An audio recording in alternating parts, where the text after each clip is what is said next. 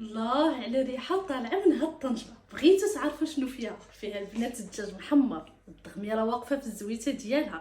غنشارك معكم ان شاء الله اليوم طريقتي في الدجاج اللي داقها عندي تيحماق عليها. غنعطيكم جميع الاسرار بطريقه جد مفصله.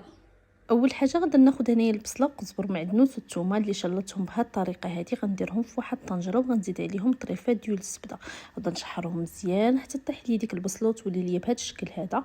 من بعد فانا غادي ندوز هنا ناخذ الدجاج اللي رقدته ليله قبل. غادي نخلي لكم ان شاء الله العطريه باش رقدته اسفل الفيديو، ضروري اننا نثقبوه ونخليوه يبات باش هكا تشرب لينا ديك العطريه. نوضعه في الطنجره ونزيد عليه ديك الميها اللي تصفات منه اللي نروي عليه هنايا بالماء. صافي كيف ما تشوفوا بهذه الطريقه هذه. نزيد شويه ديال السمن ونغطي عليه ونخليه حتى يطيب الدجاج. باش غنعرفوا تيطيب تنجربوه هكا بالموس، الا ما خرجش الماء لقيناه نشف يعني راه طاب. غادي نضيف الكبيده ديالي بعد ما سلقتها، وهنايا الزيتون بعد ما سلقته مع شويه ديال الخرقوم. وغندير في الزيت اخر حاجه غندير زيت الزيتون وزيت الروميه ونزيد شويه ديال التحميره تعطي واحد اللون زوين. هنا البنات غادا ناخذ شويه ديال الهريسه وشويه ديال لاموطاط وشويه ديال الزيت، غنخلطهم حتى نحصل على واحد العجينه تكون بحال هكا. هي باش غندهن بها الدجاج ديالي وغندخلو يتحمر.